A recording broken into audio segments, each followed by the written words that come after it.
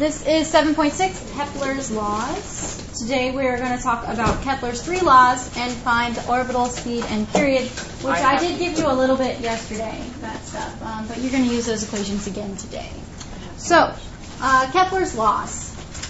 The first one states that all planets and things that orbit move in elliptical orbits. The first person that really stated that things could go around the sun instead was Copernicus. He was saying that it should be more in like perfect circles. So he's trying to figure out like things that, more like heliocentric or like working in like clockwork circles and stuff. Well, Kepler worked for Tycho Brahe, who was a very powerful man, and the king gave him enough money to basically start an observatory on some place. And again, Tycho Brahe was not a very nice guy. He lost his nose in a duel. And Tycho did, yeah. And Kepler used to work for him. He was hired to work for him and was basically looking at all these star charts that Tycho kept. He kept very precise star charts and planet movements as well through the stars. So Kepler took that information and came up with mathematical formulas, which are basically the Kepler's laws here, and Tycho tried to take credit for it. Well, unfortunately for Tycho, he was at the king's table, and the king's dinner goes for hours and hours and hours, and he really had to go to the bathroom and did not. So he died like 3 days later from a bladder infection. Yeah, so Kepler was able to take credit for his own work, but he still gave credit to Tycho for having made those really precise star charts, even though Kepler was like, no, I did math for this, I would like to get credit for this. So Kepler basically had mathematical formulas to support the hypothesis that the Earth goes around the sun, and things are not going around the Earth. The moon is going around the Earth, but that was it. Okay, so that's Kepler's first law. It's up here.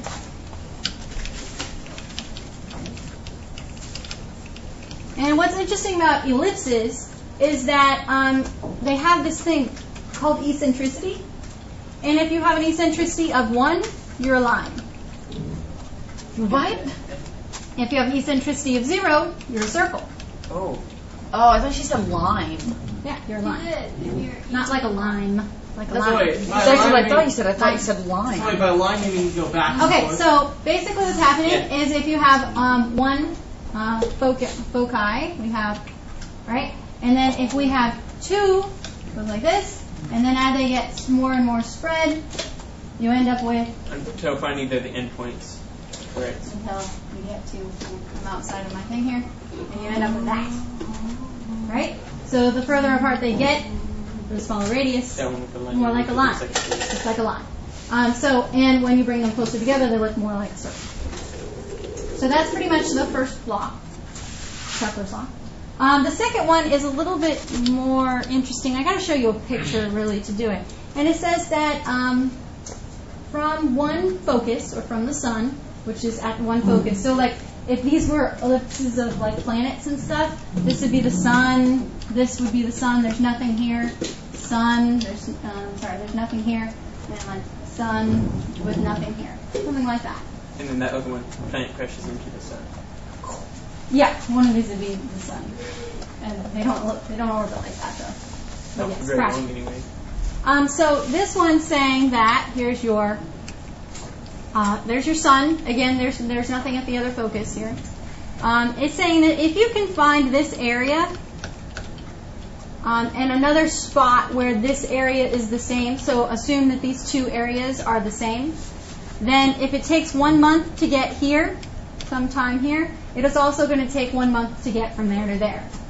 So you can see that it has to be moving faster when it's closer to the sun. That is cool. So see how I need the picture to explain it? Yeah. Okay, wait. I'm not. No. So basically what it says is as the planet sweeps out equal areas in equal time intervals, that means that this area, if you find another area from that point to that point, takes like 1 month. Over here it's going to take another month, and you can see that it's actually traveling less distance. So it's going slower as it's further away from the sun. Okay, but...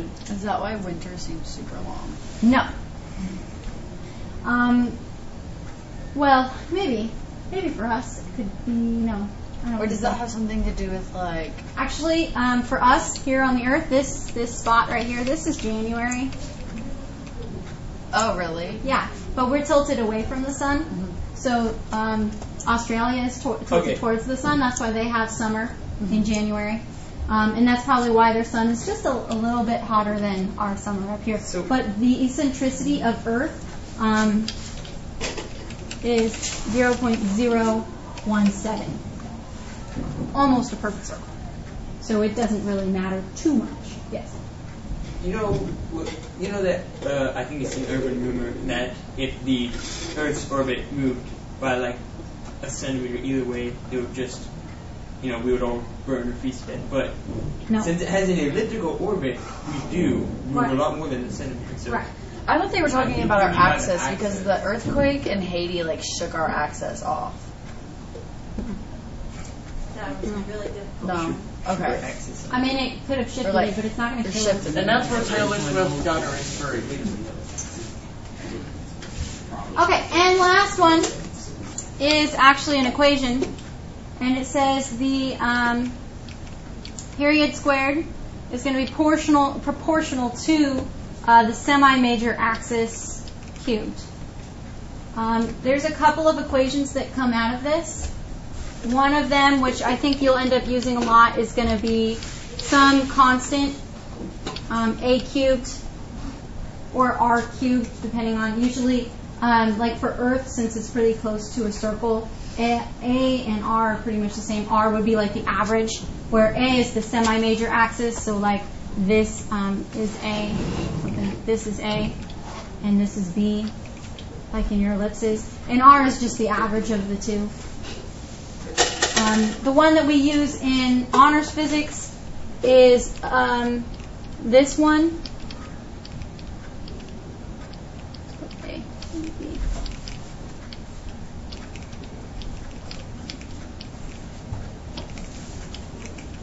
And they use this one for two objects orbiting the same thing. So if you did like Earth and Mars, they're both orbiting the sun, you could say Earth is A and Mars is B. How to work. Or like two moons around Jupiter, Callisto and Io.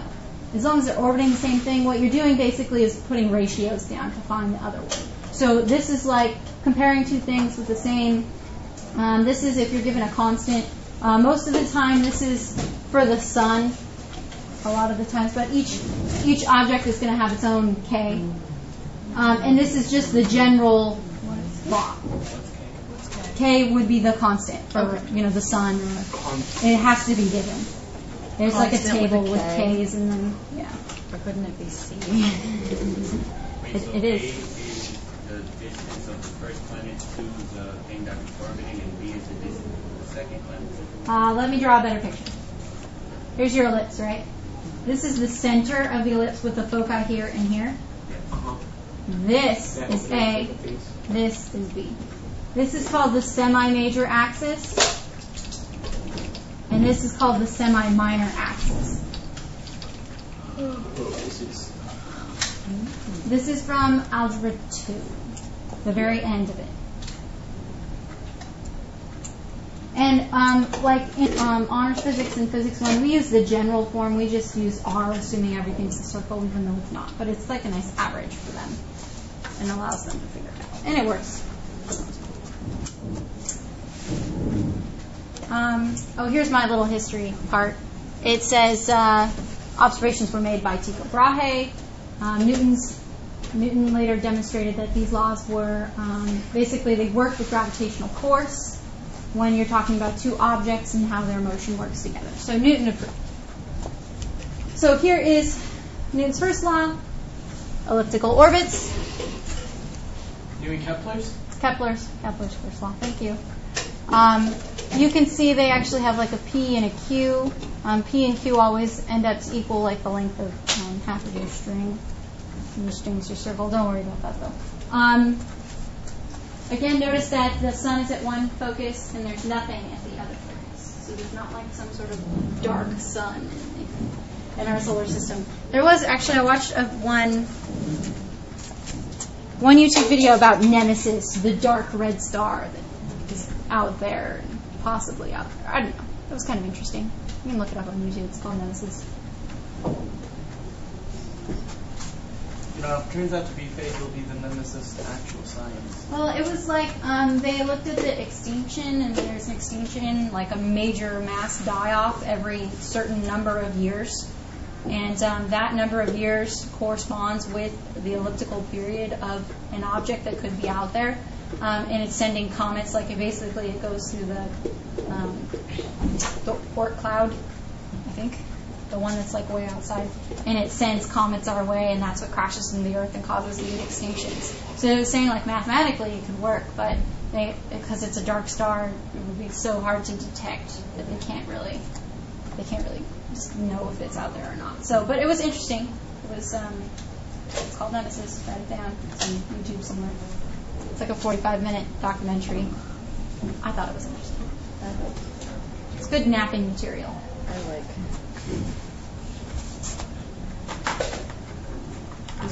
Was the documentary not done really well?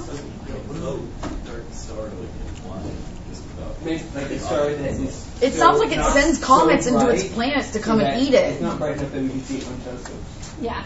Yeah. It's still hot and everything. It's not like a star made out of dark matter. So is it like a black hole, but instead of sucking it blows? No, it's like our star, but not as bright. It's like a red dwarf.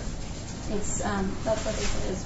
But is it collapsing in on itself? No. Is it like a dying star? No. What's the name for a dying star? A dying star, it has to do something. It's either going to supernova or it's going to go to a white dwarf. White dwarf. And then what a white? So supernova ends up doesn't it just end up turning into a black hole? That depends on how many solar masses the star was. If it's 16 solar masses or over, then it can collapse in on itself and create a black hole. Okay. If it's under that, then it usually just spits out stuff. And if it's like our solar mass size, I think it's 8 or less. It does like what our star is going to do. It goes red giant, uses up all its fuel, and then turns into just a white dwarf. What is a white dwarf? It just exists? It's just like a diamond type star. It's white. It's not very bright. It doesn't You know- give off a lot of heat. Oh, okay. You know how It's after, mostly made of carbon. you take a piece of carbon and it gets really hot, it becomes And then like it a becomes a diamond. diamond? It's So our pretty much- sun is literally going to become a giant diamond? It was a metaphor. Metaphor. Well, actually, it's going to I be mean, molten it's salt. made of gases. Okay. So, but there's a lot of pressure and heat. So, Will it produce diamonds when it explodes? There aren't diamonds inside the sun right now. well, It's gonna burn. I mean, there could be. There is carbon. and there's a lot of pressure and heat. So the sun is a girl's best friend. So great. In more ways than one, apparently. Okay, wait, then, Nina. Okay. Kepler's second law, this is the equal areas and equal time. So January, we're actually closer to the sun, even though it's cold here. It's just in the southern hemisphere, it's tilted towards the sun. It tilts. The axis is actually what causes our seasons, not how close or far away we are from the sun, especially since Earth is practically a perfect circle. Okay, I don't see what this is getting at though. So if A and B and C or D is the same thing as in distance. No, so the velocity from C to D is a lot higher than from A to B Okay. because of the gravity. So it's a lot slower from A to B, Yeah. so the time is the same. So do we get like So an this is equation- 1 month and this is 1 month. So they Okay, only so- travel this far in 1 month. Do we get like a fancy equation to go with it? Or? No, No. you do not. You just, it's just implied.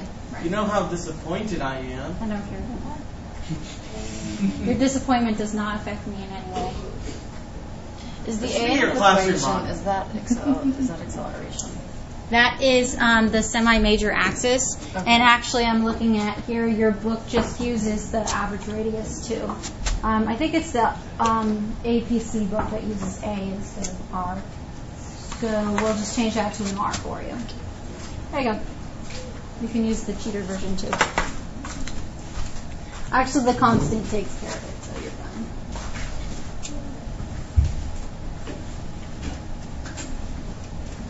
Wait, on the equation right there, C, where do this K, what's that on the bottom of the K? KS. Most of the time, it'll talk about things orbiting the sun. It could talk about things orbiting anything. You just have to find the K for that. which, is either look it up in your book or it'll give it to you in a problem. That is actually our next slide.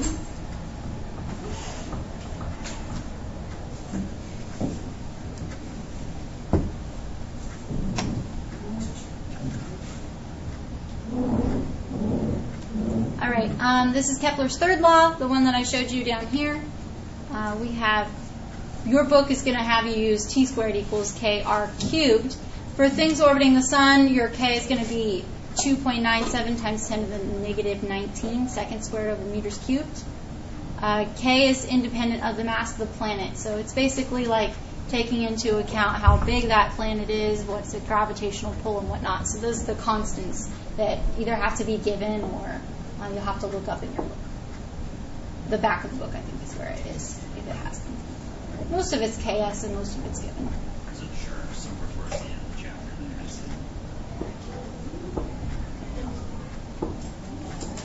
They're so noisy.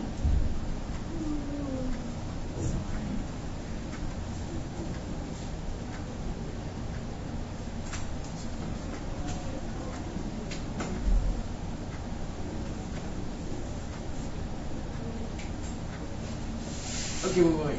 Just to double check. 2.9 times 10 to the negative 19 Is not K. What? It's not multiplied by seconds squared over meters cubed, because those are units. Okay, I'm just getting out of the way this time. Okay, those are units. Okay. Yeah. So this isn't like a universal constant, it only applies to stuff that's orbiting around the sun? Yes. Because you can use that to apply stuff that orbits around the moon. Yeah. Wait, what is T again? The period. The amount of time it takes to make one revolution. She's scripting so bad. Why not This try like your- can touch the moon. Or like this equation, would it be able to apply to the moon for this Change constant? the constant. Yeah, the constant, you'd have to find the constant for the moon. But doesn't Or the moon technically could you orbit apply the it sun? to a person in outer space? Okay, like the moon is orbiting Earth, not orbiting the sun, so you'd have to figure out how much it's orbiting the Earth, and then you could probably figure it out.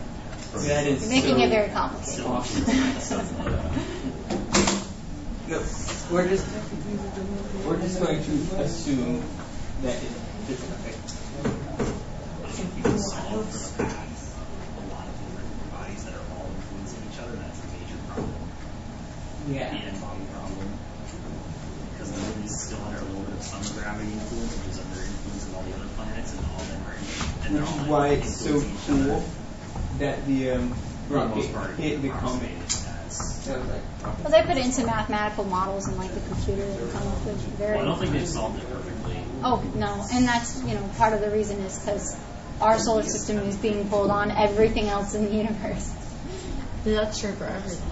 So they Yes. So I have a question. So someone taking AP last year, like one of my friends, they told me they were like physics. The guy came up to me with crazy eyes. They were like, physics proves that everything is irrelevant. I got really scared. Hey, this Philip.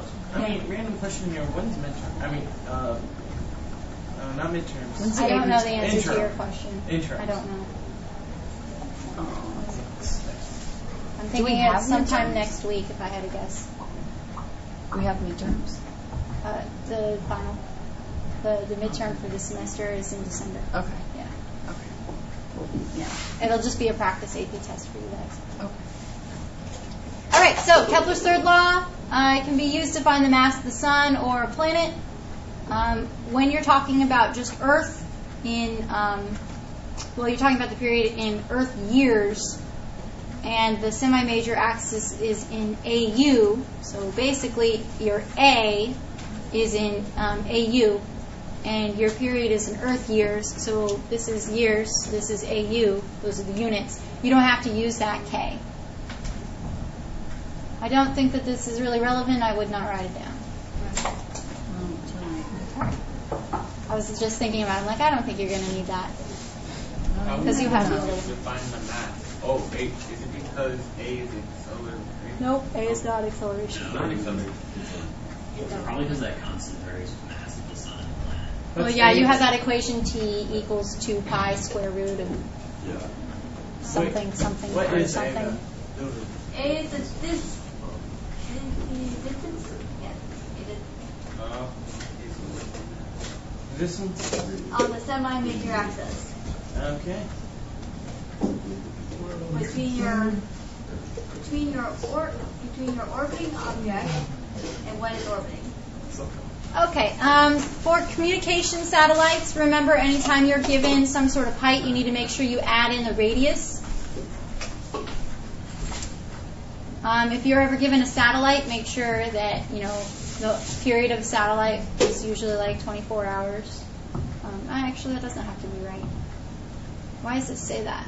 Oh, for geosynchronous. Oh, yeah, you're right, for geosync. Thank you. I wasn't reading the whole thing.